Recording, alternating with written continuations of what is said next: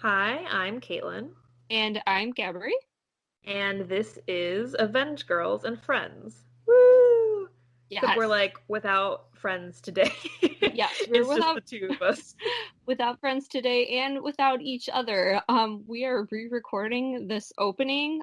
We were together for the majority of the episode, but we are doing this a couple weeks after the fact, and we had to figure out how to do this via Skype. So please Yeah. excuse any really bad audio. We tried to make sure it wouldn't be terrible.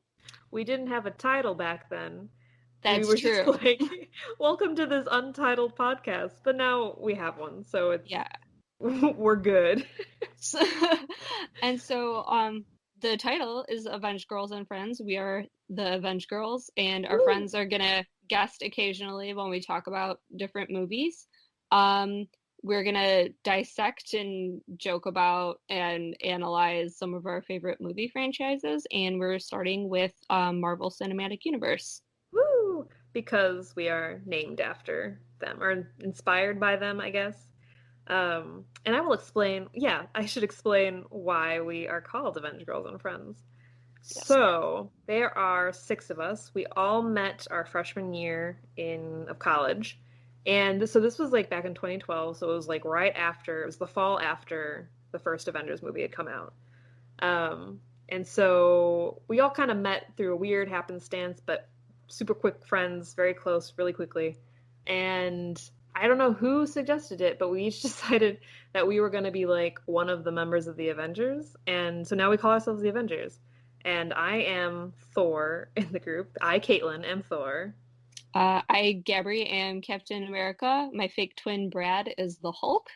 Then we have my BBFF, which stands for Best Bro Friend Forever, Colton. He is Iron Man, Tony Stark.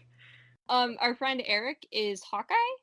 And then we have our lovely, lovely Hannah, and she is both Spider Man and Black Widow, kind of. She started out as just Spider Man, but slowly has kind of occupied the Black Widow space just because it makes more sense. So that's the story. We, again, like I said, we've been friends for like 6 years now. Avengers is a very important part of our lives, and it's obviously the MCU is not ending in, May or April or whenever, but it sort of feels to me, I'm sure you feel the same way, that it's like a part of that life is coming to a close. Yeah, it's It's kind of the whole yeah. end of an era thing, but only to a degree because it's Yes. still going to continue. Yeah, it'll still continue, but in some incarnation, we just don't know what yet. Exactly. In theory, it's the siren song of like Swan song. Oh, this will probably frequently happen. Caitlin gets idioms wrong very frequently. And so in this case, she said siren song when she meant swan song. It probably will happen again. There you go. Anyways, it's the swan song. I can't even look at her. Maybe it's good that we're not going to be recording together all the time. Also, No, don't. we can drink a little bit. God. This whole thing will be unusable. Okay, Anyways, swan song of the original six Avengers, because in theory, the contracts are up as Captain real America reason. and Tony, in theory, are like the leading contenders to not return. Right. I still want them both to just happily retire, but we'll get to that. Yes. But we will talk about that. Yes.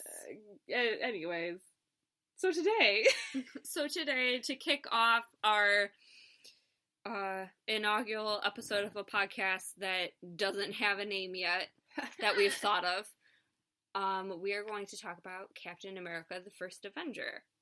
My movie. My first movie. And I gotta pull up my notes, because I did a live tweet on Twitter, and those were all in my notes for the podcast. It's great. So I pulled up my notes before we even started, and I started laughing really hard because I didn't tell Gabby why. Because the first line of my notes just says, "My God, it's a national icon." What's the national icon? Captain America. Okay, because they find him in the ice.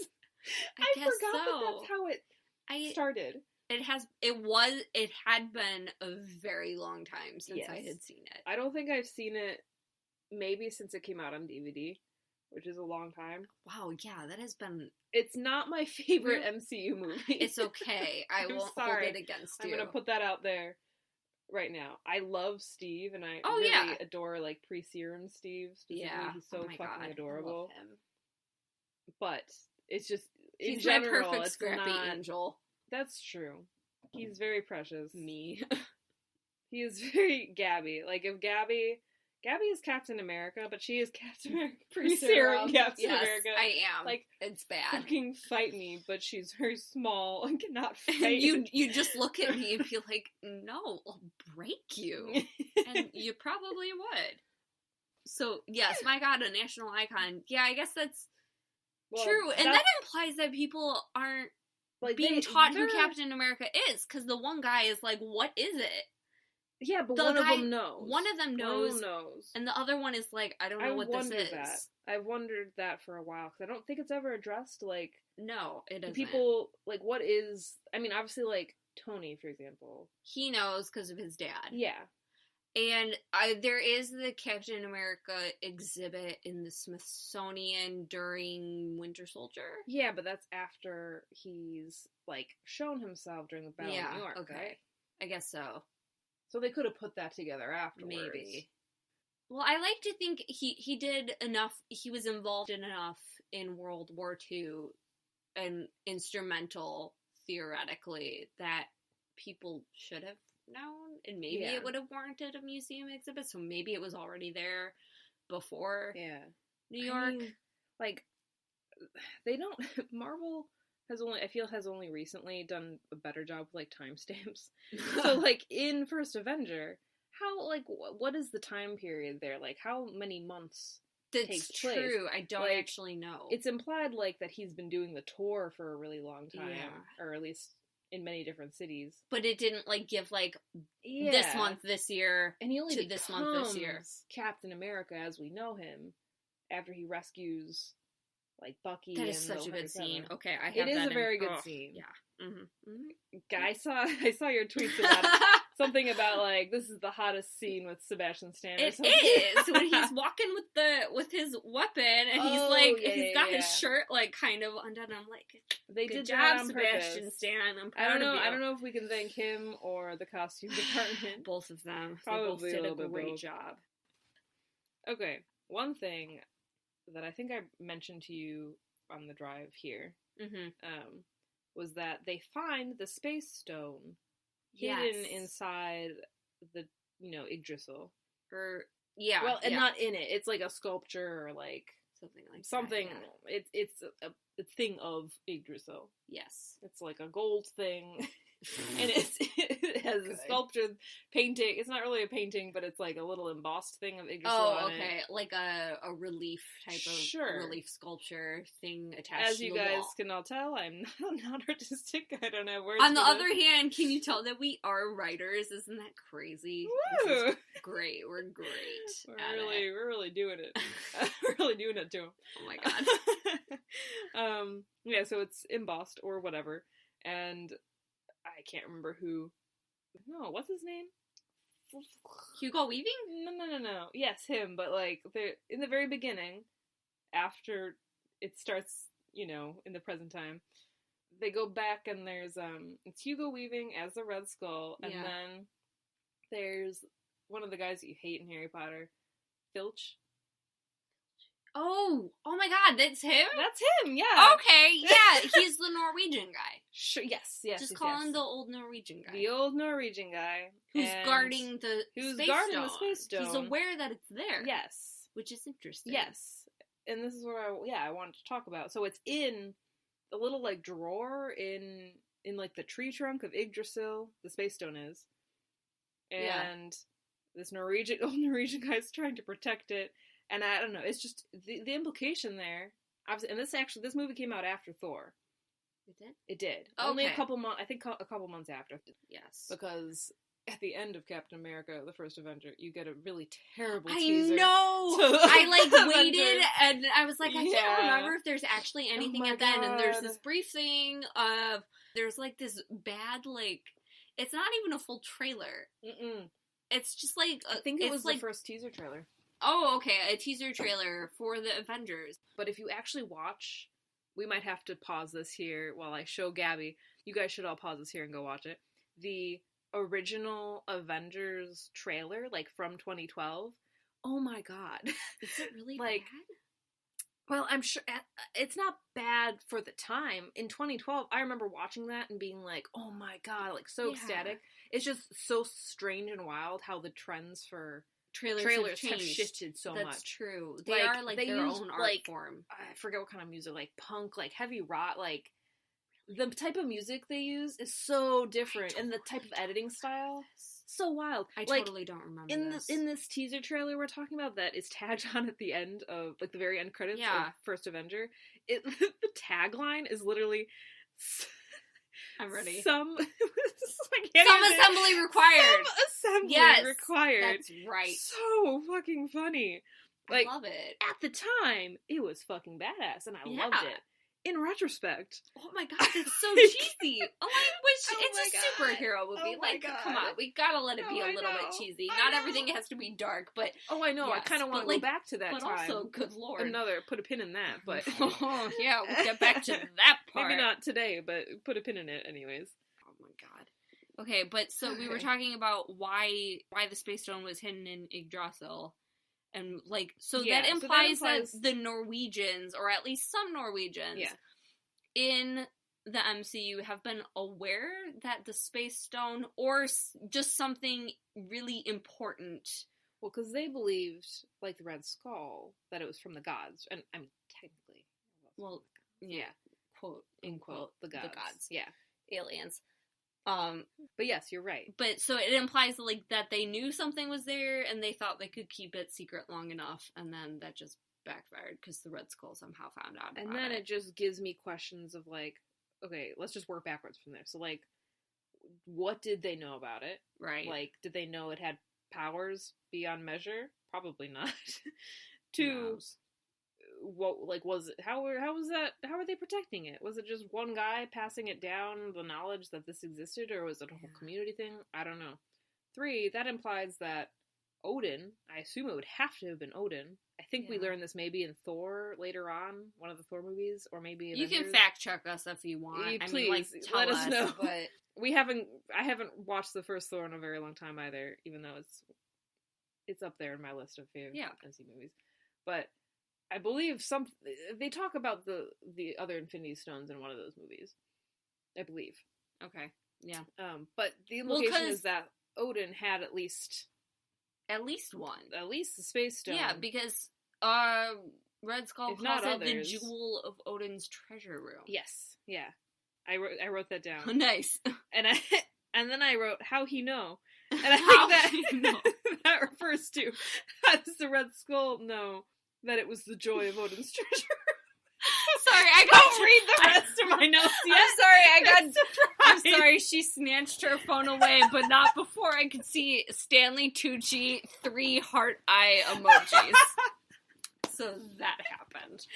Okay, we'll get No to one that. can take that away from us. I will say this now, and I will say this when we reach that note. Stanley Tucci is vastly underappreciated in this movie. I love him. Oh my god, he's so funny. He's great. He's a great actor. He plays a great character. No one talks about him in the MCU. I know. He's like, people talk more about Yinsen. Is that his name? Am I messing that up? Yinsen? Oh my god, he's the guy in Iron Man who inspires Tony to be Iron Man and to make all his future choices. Yeah. You're right. Okay. My next note is, I would die for pre-serum Steve Rogers. Okay, I had a very similar note. It was like, does pre-serum Steve know how much I love him? Or do people know how much I love him? Does he know how loved he is? Like, he is so attractive, and he is so brave, and he works so hard. And he cares about, like, he has a very good moral compass. Yeah. Which is my favorite thing. I mean, about obviously him. he's the same person as Steve is, but Steve, after serum has big muscles, but like, who cares? Who cares? Yeah, I love him. Muscles, schmuscles. Yeah. Okay, my next note on this very important list is just a Stark Expo upside down train thing. So when Bucky takes Steve to the Stark Expo with those 2 girls, one of which is Clara Oswald. Yes. She's beautiful. Yeah. And also, this is a very side note. I'm getting sidetracked, but this movie is like a bisexual like dream come true. Yeah. Everyone Natalie in Dormer's in it later. Oh my god, I know. When she showed up, Richard like, Armitage where's is my... in it. I know. Everyone's in it. It's great. Steve holds both of them. And I was like, True. oh Good my god. point. Oh boy. I just want to say, this is like Delightful. jumping ahead a little bit, but if Natalie Dormer pulled me aside and like I was interested in someone else, but we hadn't really made that connection yet, and she kissed me, this Natalie Dormer It chick, would be gone. I'd be like, oh no. Oh no. I too, like Steve, would freeze with my hands on her hips. You'd be like, I unsure don't know of what to do. Oh god. But totally into it. That's fair, I think. I mean, Haley Atwell is also so beautiful. Yeah. Like, she's one of the most beautiful and, like, generally, like, curvy woman I've ever seen on, like, in a mainstream movie. Yeah, she's just, and like, she's so classic. Oh my god. I would have just kissed her right away. I wouldn't have waited. Steve waits a lot. They both wait a lot. Whatever. Anyways, so Stark Expo, Bucky takes Steve and not Natalie Dormer, Clara Oswald to the Stark Expo. And there's this, like, first of all, this doesn't look like the 40s anymore. It suddenly looks very much like how if you were in the 40s and you were reading a science fiction novel of the time, this is how you imagine the future would look. Yeah. That's what it looks like.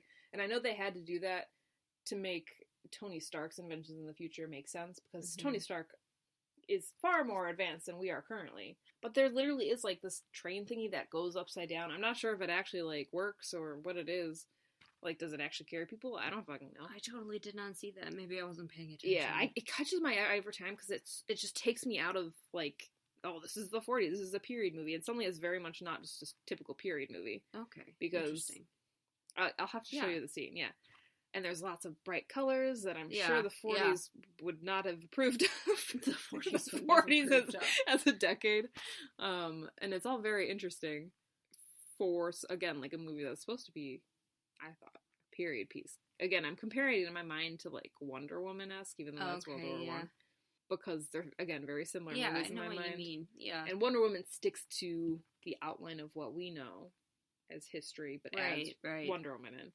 But this it's forced to rewrite history in a way because of Tony Stark in what we've already seen in Iron Man. That's true. Which is interesting.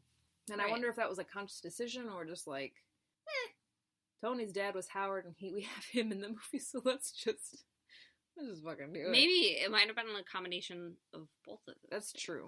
To some degree. Yeah. Also, where's Howard's flying car? Did he just give up on that, or he couldn't make it work? Where is my flying car? Our flying cars? I'm waiting still. Maybe that was just we were supposed to have them by what, like the year 2000? We were supposed to have them by now. Still waiting. At the very least. Still waiting. No one in the 40s wrote science fiction books about 2018. It was all before that, so we're past overdue. Let's get it together, guys. Come on. Come on. Probably what I said is not strictly speaking true. I'm pretty sure Arthur C. Clarke wrote about far past that. Yeah. Anyways, I was going to say possibly that the flying car, they put that in as a reference, like, if Howard could do it, Tony can do it in the future with Iron Man, because it's a similar propulsion like technology. But I don't. I don't like that because that implies that he used some of his dad's research. Yeah, and I hate Howard Stark. So I prefer the idea that Tony came up with the Iron Man suit and the technology and the ideas behind it on his own, not utilizing the research his dad did. But that's just because I like Tony. Yeah. And I want him to own it and not use his dad's tech. But I guess that's like a whole separate discussion about Tony and his dad. Not really suited for Captain America, the First Avenger. Kind of hard to extricate, though. In case you want to go off. Upside down train thing. Stanley Tucci. Yes. Okay, so back to the Stanley Tucci with hard eyes. We should talk about, Stanley Tucci in this movie. Or at least the character. Erskine, right? Yes. Dr. Erskine is such a great character. He is so I really good. Appreciate him. He's the only one, not the only one, because obviously there's Peggy. The first one And there's Bucky.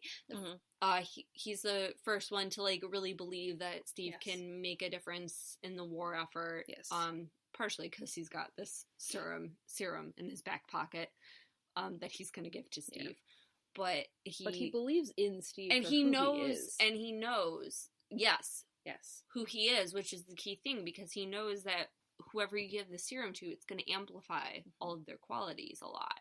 Mm-hmm. That's what happened with Red Skull, and it made him, like, even more evil. Because Red Skull's an asshole. Yes, and so it made Steve so much better, just, like, even better than he already was, which was pretty great to begin with. Like we were saying before, pre-serum Steve is fucking amazing. Yeah. Sorry, are we allowed to swear in this podcast? Yeah, we can do whatever we want. Good.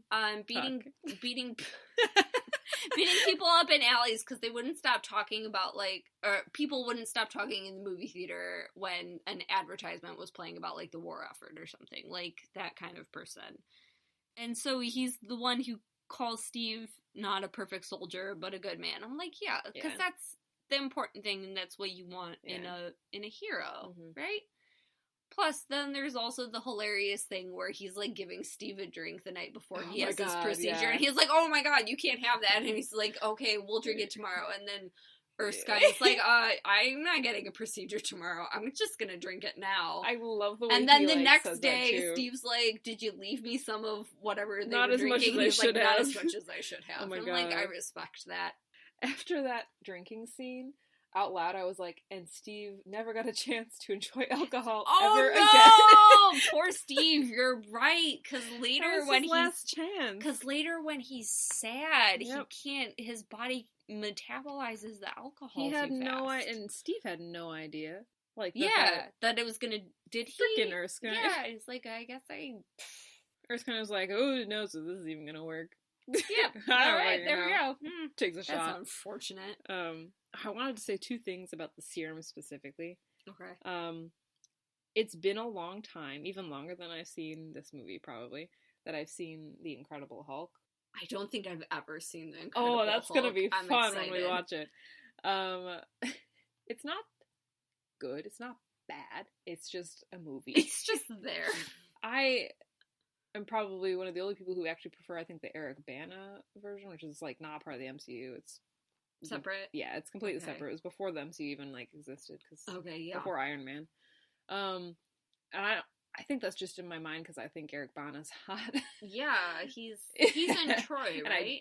Yes, and I don't think Edward Norton is hot. No, he's not. Sorry, I'm sorry. Sorry, that's very me being biased, but anyways, it's been a while since I watched that movie, but I'm 90% certain that, almost 100% certain, that what Bruce Banner uses, at least, well, he has the gamma radiation in him, but I'm pretty sure either what Bruce has or what, you haven't seen the movie, but the villain in that, it's using the same, like a bastardized version of the serum. Okay. But they can't replicate it because they lose it, they fuck it up in this movie, which is, I think, a very good thing. We don't want more Steves running around. Could you imagine them having an army of Steves?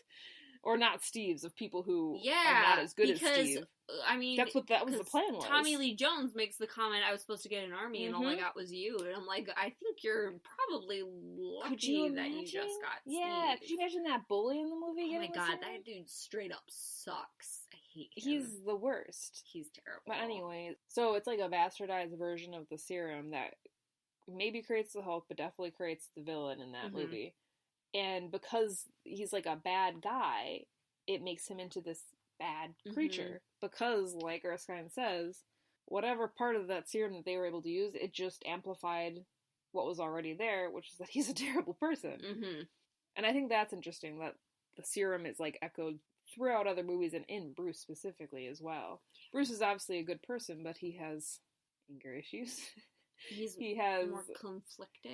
He's very conflicted inside. He is not as pure and, well, I guess the implication is that he's not as, like, strong of heart and has as pure of morals maybe as Steve. Maybe. I guess we should maybe put a pin in that too until we watch The Incredible Hulk. But that sounds like a definitely good plan. We should talk about that. Anyways, so that was my one thing. I said I had another one, didn't I? I I don't even remember about the if serum. you said you had It did have two things. Serum, that was the first serum. We said that. Oh no, it wasn't about the serum. Okay. We were talking about Erskine. Yeah. So Erskine, seeing his relationship with Steve play out and his death, I know we haven't, since we're watching them in chronological order, we haven't gotten to Iron Man yet, but it reminded me, because I've watched Iron Man relatively recently, of Tony Stark's relationship with Yinsen, who kind of inspires him throughout the rest of the MCU. Like, that line that he says inspires Tony for, I think, the rest of the entire Marvel Cinematic Universe. So Yinsen tells Tony, like, don't waste it. Okay. Like, don't waste your life. Like, this is your chance. Yeah. You have this gift now, this chance to save people. Yeah. Do better. Save people. Don't waste this. And that's so similar to what happens with Erskine and Steve. Like, Erskine gives him this great gift. Mm-hmm. And he doesn't, I don't think, Erskine doesn't even say anything. He doesn't even say anything. He taps his heart. Yes. And that gives me the same message in the feels, yeah. Very similar, and Steve runs with that throughout the rest of the MCU. He literally runs with it, because then he runs after Richard Armitage like a startled gazelle. Oh my god. Falls through a window, which is such a great scene. I'm like, it's like when you see, like, young forest animals who are just learning to run, and they don't know their own strength, and they haven't grown into their legs yet. That is literally what's happening with Steve, because he's never been in this body before. His body was literally transformed by the serum, so he has no idea what's going on. The part where I literally wrote down, I think, like, leaps like a goddamn gazelle in a beautiful ballet. Yeah. Because he's like, holy shit, there's a scene where he, like, literally leaps over, like a high fence. Yeah! And the way that his, like, arms are pushed back, and it looks like he's in a ballet. It like, does, you're right. Chris Evans, you have some good form there. Good job. Good job. Sir. And then there's that kid, or I don't know what your notes are. Go get him. I can swim. Yeah. That kid has a story to tell years later that on. That kid is metal. He is metal as fuck. Yeah. He recognized. He had a gun to his head, and then as soon as, like, Steve, like, leans over the side, he's like, no, go, I'm good now. He was like, I can take care of myself. This hot dude is gonna I don't think the kid was thinking that. I'm thinking that. I know you are. I'm sorry. Kid voice. This cool dude with the muscles is gonna go and get that guy. That possible Nazi, because we're all a Nazi alert in America in the 40s. And we still are, which, what the fuck is up with that? I don't like these new Nazis, and you can quote me on that. Me too. I do not care for them one bit. They suck. Oh, I also had written down Tarzan, because the outfit that Steve is wearing in that scene reminds me of Tarzan. Not like the animated movie. Yeah. Not that, because obviously he's wearing, like, a loincloth. Yeah. But, like, the Tarzan with Alexander Skarsgård. I did not see that. It's okay, you don't have to. Okay. Just know that he's wearing a very similar outfit with, like, the capris and the same color, like, pants that are very tight and show off. An interesting choice. Yeah. I'm talking a lot about Chris Evans' body today. I'm sorry. I'm not usually like this.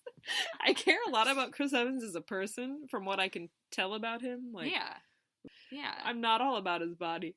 But in those pants, he looks really good.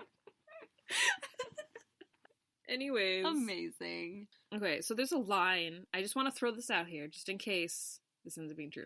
But there's a line that they say before... Yes, you see what I'm looking at. There's a line that they say before they, like, start giving the serum to Steve. Or maybe it's, like, during. I can't remember exactly. It's around there. But, he says...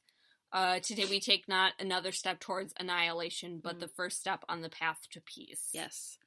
And I just want to throw out there that if the Avengers 4 title actually does, at the time of this recording, the reigning theory is that it might be... The subtitle for Avengers 4. 4 might be Avengers Annihilation. Or that's one of the reigning theories out there. Maybe. We have no clue. So I just want to throw that out there, that the word has been said before in the MCU, and I think that's pretty damn cool, and we could have a cool parallel going on there. Or First Avenger and Last Avenger. Yeah, not as big a fan of that. Steve will be both of them, and I'm not a big fan of that either, because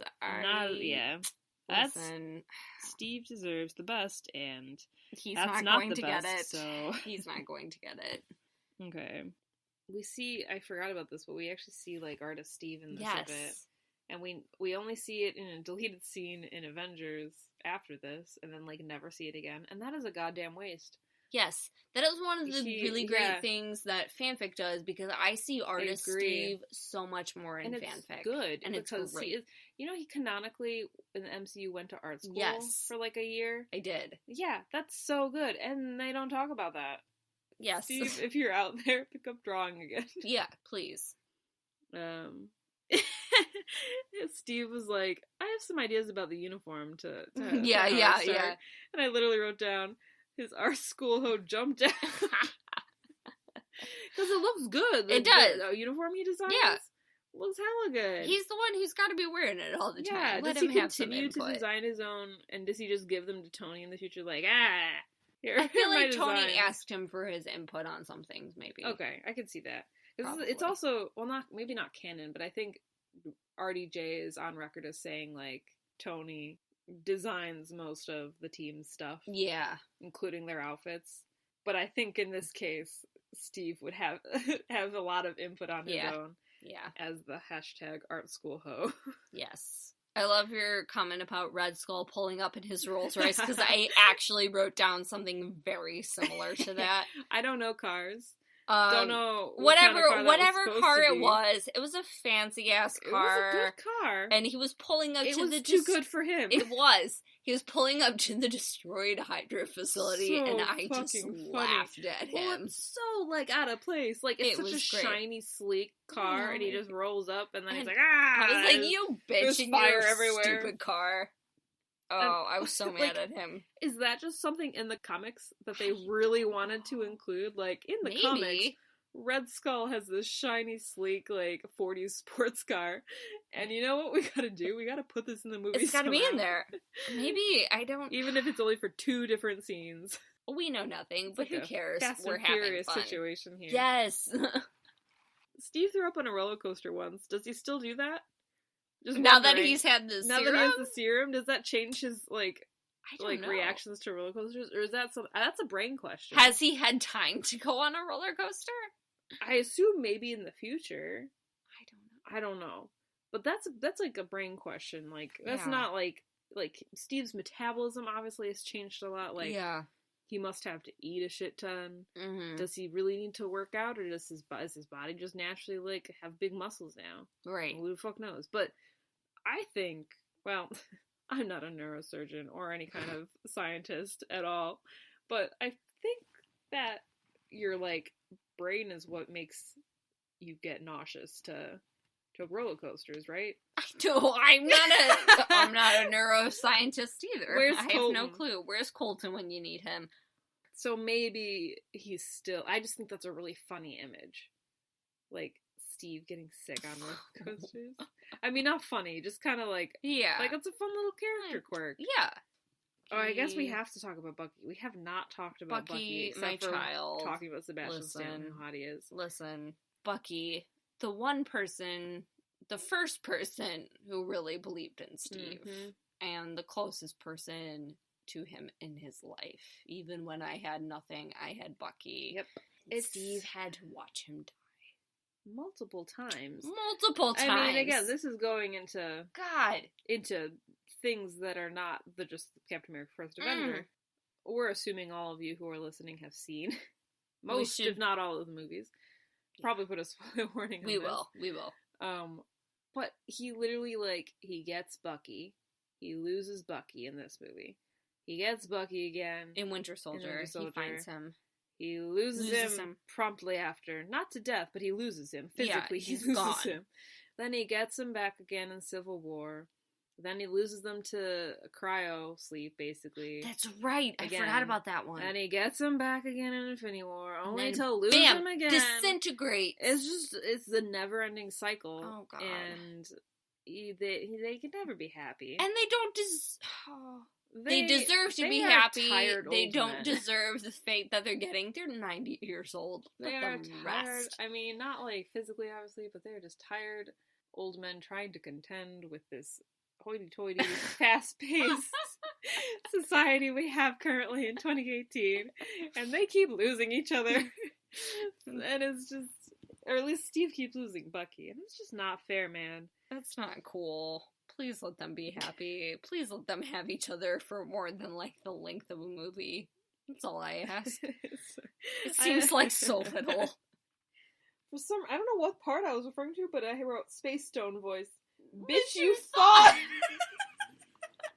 First of all, I think it was when he holds it, the Red Skull holds it in his hands, and he's like, oh, and it goes, wish, bitch, you thought, and then you think destroys him, but as we currently know, did not destroy him at all, unfortunately. Yes.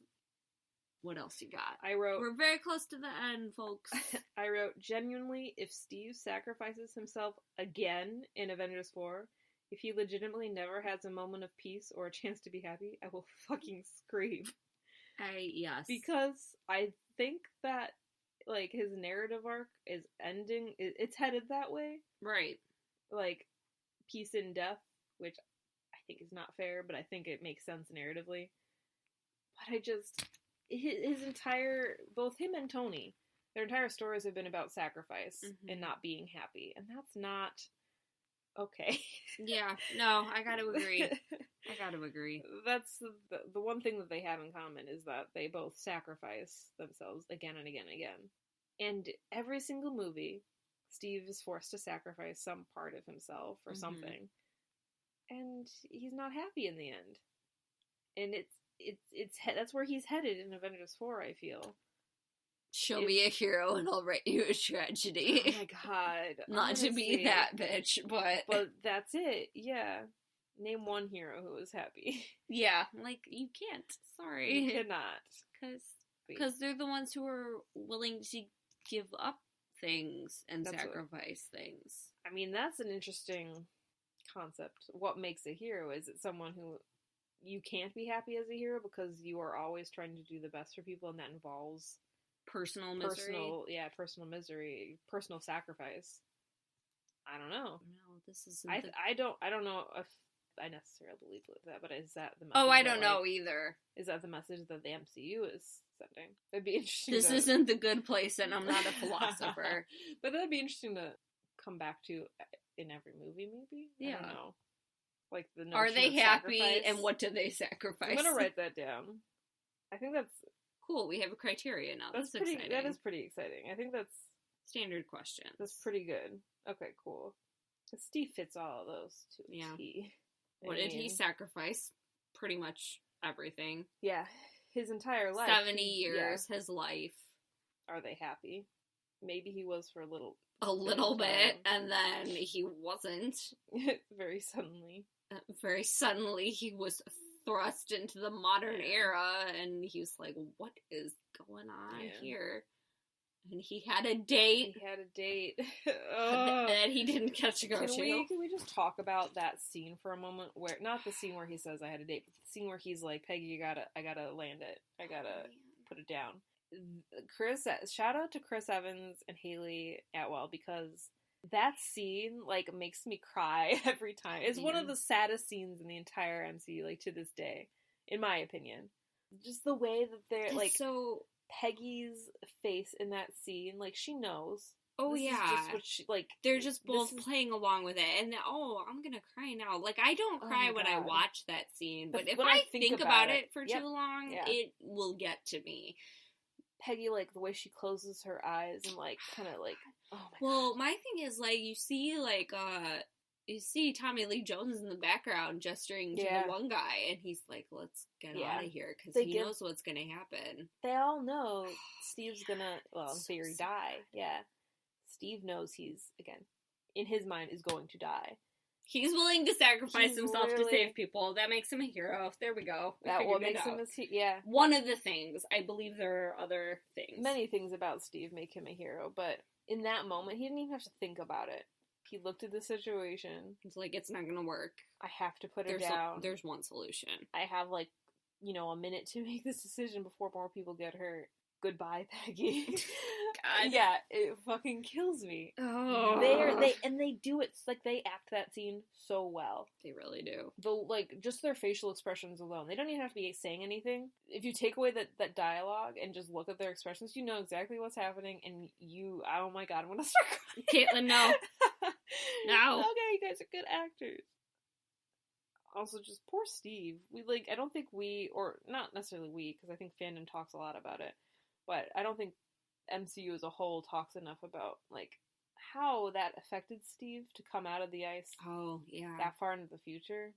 Like, they mention it briefly in Winter Soldier, I think, and Tony alludes to it in, like, Avengers. But, like... And for the most part, he's done a really good job coping. And adjusting, yeah. But I also don't think that if he ever had a problem, he would tell anyone. Definitely not.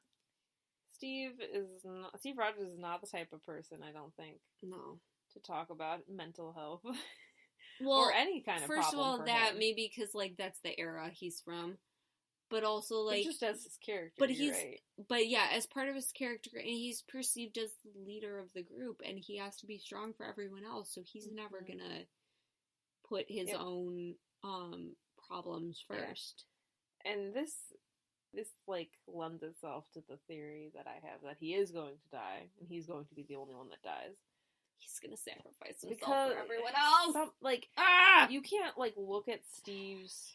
Like, if you look at Steve's narrative arc, like, yes, he's made sacrifices over and over again, just like Tony, but Tony has something to live for. He has Pepper, he has, in theory, like, apparently a kid coming on the way. What? There's apparently... What? Spoiler warning for everyone. Maybe. But Gwyneth Paltrow said something in an interview that said, like, oh, like, now they're getting married and they have a kid, and blah, blah, blah. Yeah, she said this, and obviously it didn't come to pass in Infinity War, so people are like, oh my god, did she accidentally spoil something? Yikes, okay. Yes. Well, but in theory, that's something that he has Peter, that's, like, good enough. He has a quote-unquote kid. Yeah. He has things to live for. He has all this technology and, renewable energy sources. He has friends. Well, not that Steve doesn't have friends. But you're right. Like, he has all these things to live for. Not that Steve doesn't have anything to live for, but Steve couldn't do anything but fight. Tony could retire peacefully, and it would be totally okay. Like, if he... Like, that's a character, like, thing of his. Like, he tried to retire, and he couldn't because he wasn't ready enough. After Infinity War, or after Avengers 4, I suppose. Yeah. In theory, we should get him... a conclusion to that character arc where he is finally ready to retire and settle down. Steve, you can't end that character arc and have him retire in just a movie. Like, one single movie. There's no time to make that arc for him. And there's also the fact that, like, retiring is still existing in the world and he's not even supposed to be here. Yeah, he can't. He, like, again, this is jumping forward to movies we haven't talked about yet, but in Age of Ultron, his literal fear is of the war ending. Of there not being... I don't remember that. Oh, no. His fear... Because so Wanda shows them all fears.